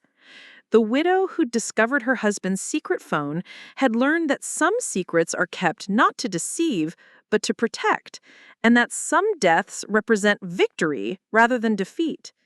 David Walsh had saved more lives through his cooperation with federal investigators than he could have saved through any other choice available to him, and Grace and I would spend our lives honoring the sacrifice that had made our survival possible. 2 years after the Phoenix Project trials concluded, I stood in the doorway of Grace's bedroom, watching her pack for her freshman year at Stanford University. The acceptance letter had arrived with a full scholarship funded by the Witness Protection Program, though Grace didn't know the complete details of how her education had been secured. At 17, she'd grown into a young woman whose strength and resilience reflected the best qualities of both her parents, tempered by experiences that had forced premature maturity while somehow preserving her essential optimism. The bedroom walls were covered with achievements from her final years at Millbrook High School, academic honors and community service awards that demonstrated how she'd channeled her grief and anger into positive action. Her acceptance speech as class valedictorian had moved everyone in attendance to tears, a powerful reflection on finding purpose through pain and using personal tragedy to serve others.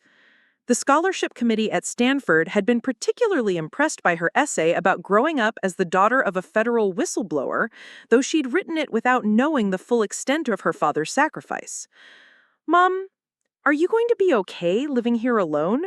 Grace asked as she folded clothes into her suitcase, her concern for my emotional well-being evident in the way she'd been monitoring my reactions throughout the summer. "I know this house holds a lot of memories, both good and difficult ones. Maybe it's time for you to consider making some changes too." Her suggestion carried the wisdom of someone who'd learned early that healing sometimes requires letting go of familiar but painful environments. The question was one I'd been asking myself for months as Grace's departure for college approached. Our home on Maple Street had been the center of so much joy and sorrow, the place where David had lived his double life while loving us completely, where federal agents had revealed the truth about his murder, where Grace and I had rebuilt our understanding of family and trust. Every room contained layers of memory that were both precious and complicated, beautiful reminders of love mixed with painful evidence of deception and loss. "I've been thinking about that a lot lately," I admitted, settling into the chair beside her desk where she'd spent countless hours studying and writing college applications. "Pat Morrison mentioned that the library board is considering creating a new community outreach position that would involve traveling to rural areas around Colorado. It would mean leaving Millbrook, but it might also mean finding new ways to honor Dad's memory by serving communities that need support." Grace paused in her packing, turning to face me with the serious expression she'd inherited from David. "That sounds like something you'd be good at, and something that would make you happy in ways that staying here might not. Dad wouldn't want you to spend your life as a shrine keeper to his memory. He'd want you to build something new and meaningful with the time his sacrifice gave you." You Her insight into what David would have wanted reflected the mature relationship she developed with his memory, one that honored his love while refusing to be limited by his loss. The community outreach position Pat had mentioned represented more than just a career change. It symbolized the possibility of transforming personal trauma into public service, using our family's experience with loss and recovery to help other families facing similar challenges. Rural Colorado communities often dealt with limited resources and social isolation that could make recovering from tragedy particularly difficult. Circumstances where someone with my experience might provide valuable support and guidance. My phone rang with a call from Detective Carter, whose regular contact had evolved from professional necessity to genuine friendship over the 2 years since David's murder had been solved. His calls now came on birthdays and holidays rather than just the anniversary of the Phoenix Project trials, reflecting his continued concern for our family's well-being and his respect for David's contribution to law enforcement efforts. "Emma, I have some news I thought you and Grace should hear directly from me," he said, his tone carrying the kind of gravity that had become familiar during our years of involvement with federal investigations. "We just received word that the final 2 defendants from the Phoenix network were sentenced yesterday. Marcus Webb got 25 years, and the man who called himself Phoenix received life without parole. Every person directly involved in David's murder and the money laundering operation is now behind bars." The news brought a sense of completion I hadn't realized I'd been waiting for. Final confirmation that the people responsible for David's death would spend the rest of their lives paying for their crimes. More importantly, it meant that Grace and I could move forward without fear of retaliation or the need for ongoing security precautions that had influenced our decisions for 2 years. "There's something else," Detective Carter continued. "The federal prosecutors wanted me to tell you that David's cooperation led to the seizure of over $40 million in criminal assets, money that's been returned to victims of fraud and drug trafficking across 6 states. His work probably saved hundreds of families from financial ruin and helped shut down drug distribution networks that were poisoning communities across the region." The magnitude of David's impact through his cooperation with federal investigators had never been fully quantified before, but Detective Carter's update provided concrete evidence of lives saved and communities protected through his sacrifice. The money he'd helped authorities recover represented college educations, medical treatments, and family stability for people we'd never meet, but who'd been protected by David's willingness to expose criminal operations at the cost of his own life. Grace had paused her packing to listen to my side of the conversation, her expression reflecting the complex emotions she still experienced when hearing about her father's undercover work. "Was that about Dad's case?" she asked when I ended the call, using the careful language we developed for discussing the Phoenix Project without overwhelming ourselves with its emotional weight. "Detective Carter called to let us know that the last trials are finished and everyone involved has been sentenced," I explained. He also told me that Dad's cooperation helped recover money for hundreds of families who'd been victims of the same criminal network. His work had an impact far beyond what we ever knew. The revelation added another layer to our understanding of David's sacrifice, evidence that his death had protected not just our family, but countless others who'd been targeted by organized crime. "I'm proud of him," Grace said simply, a statement that would have seemed impossible 2 years ago when we'd first learned about David's involvement with criminals and federal investigators. "I'm proud that he chose to do the right thing even when it was dangerous, and I'm proud that we're his family." Her declaration represented the culmination of a long process of reconciling her love for her father with the complicated circumstances of his death. The afternoon brought a visit from Agent Thompson, whose role in our lives had evolved from federal investigator to something approaching family friend. His annual visits had become opportunities to update us on the ongoing impact of David's cooperation, and to ensure that our needs were being met through the victims' assistance programs established for families of federal witnesses. Today's visit carried special significance because it would likely be our last formal contact with the Phoenix Project investigation. "Mrs. Walsh, Grace, I wanted to personally thank you both for your cooperation throughout this investigation and to let you know that your father's contribution to law enforcement will be recognized formally next month," Agent Thompson began, settling into our living room with the comfortable familiarity of someone who'd shared our most difficult moments. "The Department of Justice is establishing a new award for civilian cooperation in organized crime investigations, and David will be the first recipient." The announcement brought tears to my eyes, not just for the recognition of David's sacrifice, but for the knowledge that his story would inspire other potential witnesses to come forward despite personal risks. The award ceremony would provide public acknowledgement of his heroism while potentially encouraging others to cooperate with law enforcement when they discovered criminal activities in their own lives. Will the award ceremony be public? Grace asked, her question reflecting the same concerns about privacy and security that had influenced our decisions throughout the investigation. The ceremony will be closed to media, attended only by law enforcement officials and families of other witnesses. Your participation would be completely voluntary, and we can arrange for you to speak about your father's character and the impact of his sacrifice on other families facing similar challenges. Grace's decision to speak at the ceremony represented another step in her process of transforming personal trauma into public service, following the example her father had set by choosing community protection over personal safety. Her willingness to share our family's story with other federal witnesses demonstrated the same courage that had led David to cooperate with investigators, despite knowing the potential consequences. The weeks leading up to Grace's departure for Stanford were filled with practical preparations and emotional conversations that helped both of us process the major life transitions we were facing. Her college orientation materials included information about counseling services and support groups for students from complex family backgrounds, resources we discussed openly as part of her preparation for independence in an environment where few people would understand her experiences.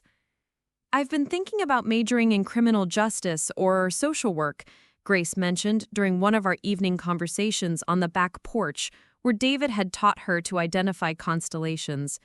"Not because I want to relive Dad's story, but because I want to help other families navigate situations like ours. There are probably kids at Stanford whose parents are involved with law enforcement or witness protection, people who could benefit from someone who understands what it's like to have your whole world change overnight."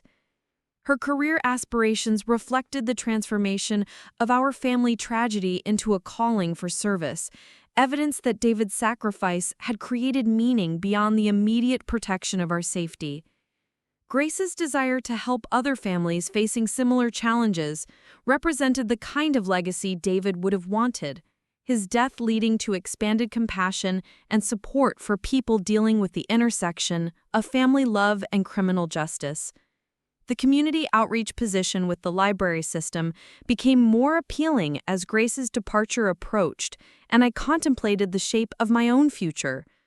The work would involve traveling to small towns across Colorado, establishing mobile library services and literacy programs in areas where educational resources were limited. The position would require leaving Millbrook and the comfort of familiar surroundings, but it would also provide opportunities to serve communities in ways that honored David's memory while building something new and meaningful. Pat Morrison's support for my career transition proved invaluable as I navigated the application process and considered the practical implications of relocating. Her own experience with major life changes after her husband's death provided perspective on the challenges and opportunities that came with choosing growth over security, exploration over familiarity. "Emma, you've spent 2 years learning to live with David's memory in ways that honor him without being trapped by the past," Pat observed during one of our regular coffee conversations at the Cornerstone Diner. "This job opportunity represents a chance to take everything you've learned about resilience and recovery and use it to help other people facing their own challenges. David would be proud to see you choosing service over safety, just like he did." The parallel between David's choice to cooperate with federal investigators and my decision to leave Millbrook for public service work wasn't lost on me, though the risks involved were significantly different.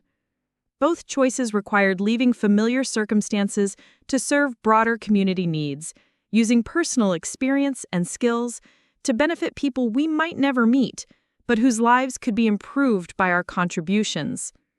Grace's graduation ceremony at Millbrook High School provided an opportunity for our entire community to celebrate not just her academic achievements, but the resilience she demonstrated throughout the most difficult period of her life. Her valedictorian speech drew connections between personal loss and community responsibility, challenging her classmates to consider how their own experiences could be transformed into service for others. My father taught me that love sometimes requires difficult choices, that protecting the people you care about might mean making sacrifices that seem incomprehensible to others, Grace said from the podium, her voice carrying clearly across the assembled families. He also taught me that individual actions can have impacts far beyond what we imagine, that choosing to do the right thing can protect not just our own families, but communities of people we'll never meet. The standing ovation that followed her speech reflected not just pride in her accomplishments, but admiration for the grace with which she'd processed tragedy and transformed it into wisdom. Teachers, classmates, and community members who'd supported our family throughout the Phoenix Project investigation were witnessing the culmination of Grace's high school experience and the beginning of her independent adult life. Agent Thompson attended Grace's graduation ceremony, his presence representing the federal law enforcement community's continued respect for our family and recognition of David's contribution to their efforts. His conversation with Grace after the ceremony focused on her college plans and her interest in criminal justice careers, offering mentorship and guidance that could prove valuable as she explored professional opportunities in law enforcement or related fields. The award ceremony honoring David's cooperation with federal investigators took place in Denver 3 weeks before Grace's departure for Stanford. The event was held in a federal courthouse conference room, attended by prosecutors, agents, and families of other witnesses who'd made similar sacrifices for the sake of justice and community protection. Grace's acceptance speech on David's behalf was powerful and moving, reflecting the mature understanding she'd developed of her father's choices and their consequences. My father was an ordinary man who found himself in extraordinary circumstances, someone who chose to do the right thing despite knowing it would probably cost him his life. He taught me that heroism isn't about seeking recognition or glory, but about accepting responsibility when you're the only person in position to protect others from harm. His sacrifice saved lives and protected families, including our own, and the greatest honor we can give him is to live in ways that continue his commitment to service and protection of others. The Department of Justice Award recognizing David's cooperation was presented by the Deputy Attorney General, who spoke about the vital role that civilian witnesses play in prosecuting organized crime and protecting communities from criminal networks. The award itself was a crystal plaque engraved with David's name and a citation recognizing his extraordinary courage in exposing criminal enterprise at the ultimate personal cost, thereby protecting countless innocent families from violence and financial exploitation.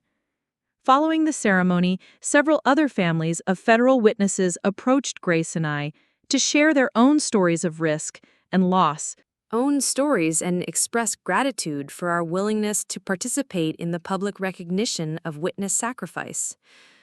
These conversations revealed a community of families who'd faced similar challenges and made comparable sacrifices, people whose experiences could provide ongoing support and understanding as we continued processing the long-term effects of David's cooperation.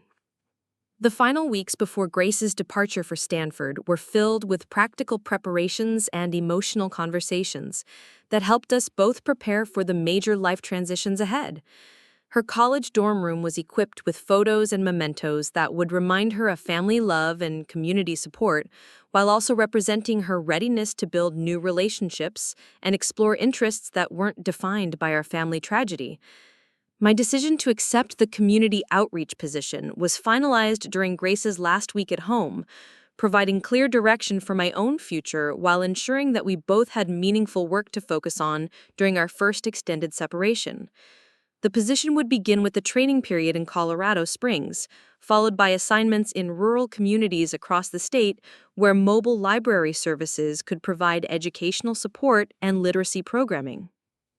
"I'm excited for both of us," Grace said during our final dinner at home together, her confidence in our respective futures evident despite the sadness of temporary separation. We're both choosing to use what we've learned from Dad's death to help other people, which feels like the best way to honor his memory while building our own lives. Her assessment captured the essence of what we'd both been working toward since learning the truth about David's cooperation with federal investigators. The drive to Stanford provided hours of conversation about Grace's plans and expectations, but also time for quiet reflection on how far we'd traveled since that afternoon when I'd discovered David's secret phone. The terrified widow, who'd been afraid to learn the truth about her husband's death, had become someone capable of independent adventure and public service, while the grieving teenager who'd questioned everything about her family had developed into a confident young woman ready for academic and personal challenges. Grace's dormitory room overlooked the Stanford campus, with its beautiful architecture and inspiring atmosphere of intellectual discovery. As we arranged her belongings and met her roommate, I was struck by how naturally she adapted to her new environment while maintaining the essential qualities that made her David's daughter and my partner in rebuilding our family's future. "Thank you for being brave enough to discover the truth about Dad," Grace said as we prepared to say goodbye, her words carrying the weight of everything we'd experienced together since finding David's phone. "I know it would have been easier to leave his secrets buried, but learning who he really was has made it possible for me to be proud of being his daughter." Her gratitude reflected the maturity and wisdom she'd gained through our shared journey of discovery and healing. The drive home from Stanford took me through small Colorado towns where I would soon be working, communities that faced challenges with literacy and educational access that the mobile library program was designed to address. The landscape was beautiful and diverse, representing opportunities for service and connection that would allow me to honor David's memory while building something entirely new and personally meaningful. Our house on Maple Street felt different when I returned alone, quieter but also somehow more peaceful than it had been since David's death. The rooms that had once seemed filled with secrets and unanswered questions now felt like spaces where healing had occurred, where a family had learned to love more deeply by understanding the complexities of sacrifice and protection. David's office, where I'd discovered the secret phone that changed everything, had been converted into a guest room where Grace could stay during college breaks and where other family members or friends could visit. The transformation of that space symbolized our family's evolution from victims of deception to beneficiaries of sacrifice, from people defined by tragedy to individuals committed to service and growth. The garden David had helped me plant continued to bloom each season, a reminder of the man who'd chosen love over safety and protection over self-preservation. As I prepared for my own departure from Millbrook and the beginning of work that would take me throughout Colorado, I felt his presence not as a weight of grief, but as an inspiration for continued service and connection with others facing their own challenges. The widow who'd discovered her husband's secret phone had learned that some truths require courage to uncover, but provide foundation for growth that wouldn't have been possible without understanding. David Walsh had saved more than our family through his cooperation with federal investigators. He'd created possibilities for service and meaning that continued expanding long after his death, touching lives and protecting communities in ways that honored both his sacrifice and our commitment to using that sacrifice for good. The story that had begun with suspicion and fear had become one of heroism and hope, proof that love can transcend death when it inspires continued service to others. Grace's future at Stanford and my work with rural communities represented the ongoing impact of David's choices, evidence that his death had created rather than destroyed possibilities for meaningful contribution to the world.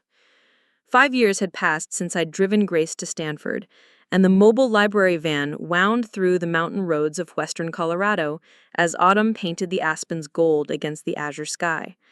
My work with the community outreach program had taken me to dozens of small towns across the state, bringing literacy resources and educational support to places where such services had never existed. Each community presented unique challenges and rewards, from helping elderly ranchers learn to use computers for managing their operations, to establishing reading programs for children whose nearest library was hundreds of miles away. The van itself had become a symbol of hope in these remote areas, its bright blue exterior decorated with cheerful graphics and the words Colorado Mobile Library Services visible from great distances across the high plains and mountain valleys. Inside, the carefully organized shelves held everything from picture books and young adult novels to technical manuals and college preparation materials, a traveling treasure trove that could transform lives in communities where educational opportunities were scarce. Today's destination was Cedar Ridge, a former mining town of fewer than 300 residents. Residents nestled in a valley that had been largely forgotten by economic development and government services. The town had requested mobile library visits after their local schools struggled with literacy rates among both children and adults, many of whom had never had access to diverse reading materials or structured educational programming. My phone buzzed with a text message from Grace, now in her final year at Stanford and preparing for graduate school applications in social work. Her message included a photo of her latest research project, a study examining the long-term effects of witness protection programs on families and children. The work built directly on our own experiences while expanding into broader questions about how communities can better support families dealing with trauma and major life transitions. Mom, got accepted for a summer internship with the Department of Justice Victim Services Division. They specifically requested me because of Dad's case and want me to help develop new support programs for witness families. Thought you'd want to know that Dad's story is still helping people in ways we never imagined. Her message filled me with pride, not just for her academic achievements, but for her determination to transform our family's experience into service for others facing similar challenges. The irony wasn't lost on me that Grace was now working with the same federal agencies that had investigated her father's murder, but from the perspective of someone dedicated to supporting rather than prosecuting. Her research and internship work focused on helping other families navigate the complex emotions and practical challenges that came with discovering that loved ones had been involved in federal investigations, whether as witnesses, victims, or reformed participants in criminal enterprises. Cedar Ridge appeared around a bend in the mountain highway, its cluster of weathered buildings and newer manufactured homes spread across the valley floor like seeds scattered by the wind. The town's history was visible in the abandoned mine shafts and processing facilities that dotted the surrounding hills, reminders of boom times when copper and silver had brought prosperity and population to this remote location. The community center where I would set up the mobile library services occupied a converted church building, its stained glass windows casting colored light across folding tables and mismatched chairs that served multiple purposes for town meetings, social events, and educational programs. A small group of residents had gathered to help unload books and equipment, their faces reflecting the mixture of curiosity and hope that I'd learned to recognize in communities receiving their first mobile library visit. Among the volunteers was Maria Santos, a young mother whose husband worked at a ranch 50 miles away and who homeschooled their 3 children because the nearest school was too distant for daily transportation. Her eagerness to access educational materials for her family was evident in the careful attention she paid to my explanations of the lending system and the specialized resources available for homeschooling families. Mrs. Walsh, we've heard so much about the mobile library program from folks in other towns, Maria said, as we arranged children's books on low shelves accessible to young readers. My kids have never seen this many books in one place, and I've been trying to teach them with materials I can afford from garage sales and church donations. This feels like a miracle. Her gratitude reflected the impact that basic educational resources could have in communities where such services had never been available. The morning's activities included story time for children, computer literacy instruction for adults, and individual consultations about educational goals and resource needs.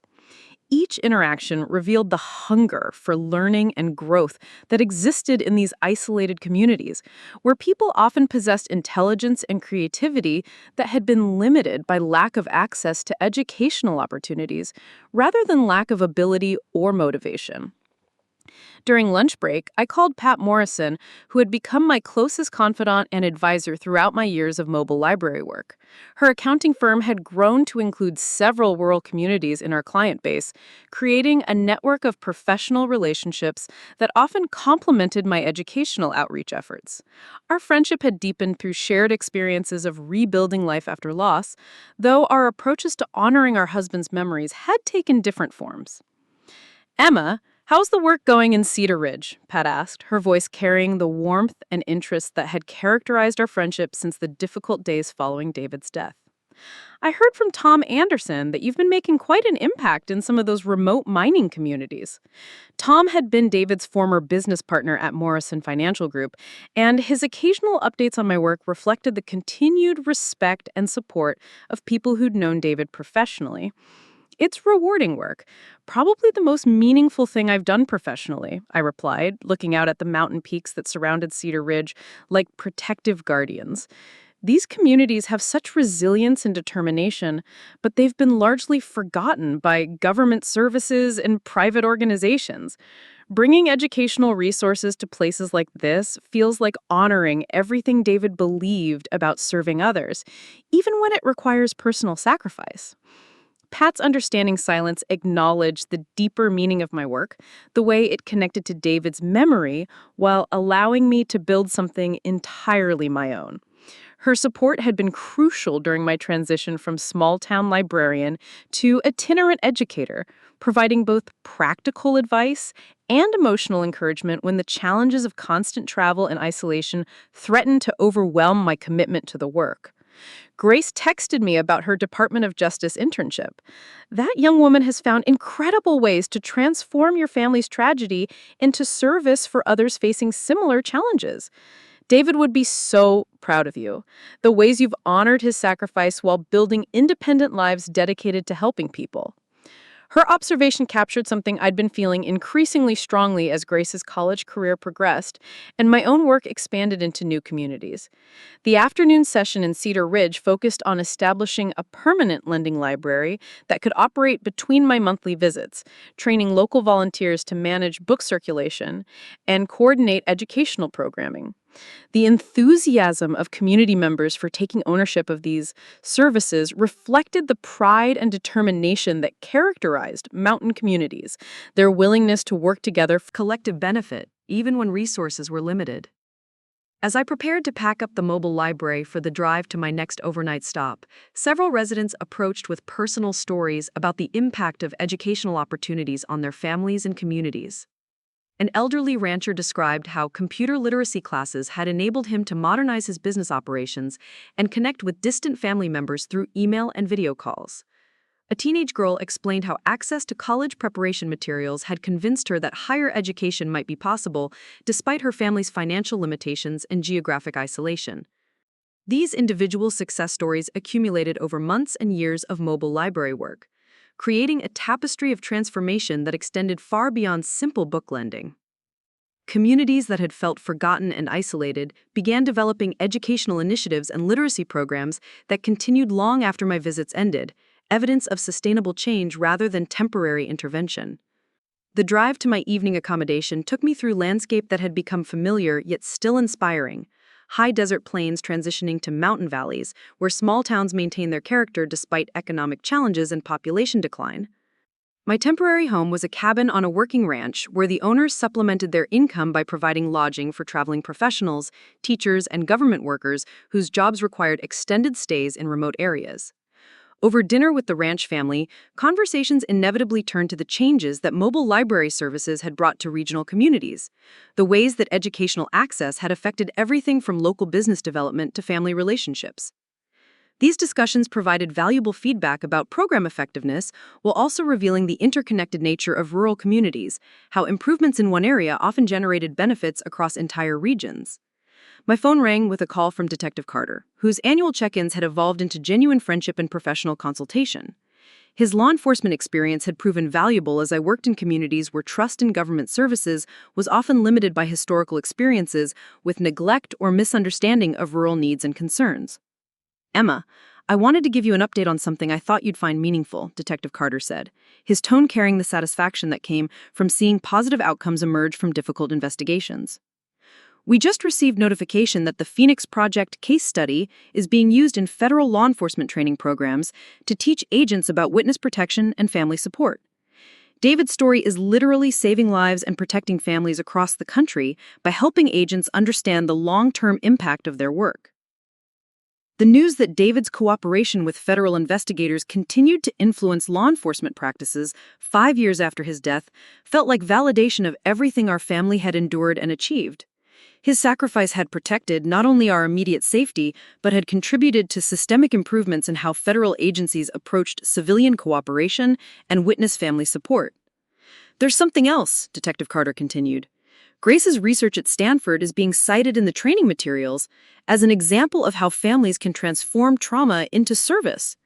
The combination of David's cooperation and your family's response to his death is being held up as a model for how witness protection programs should support long-term family healing and community contribution.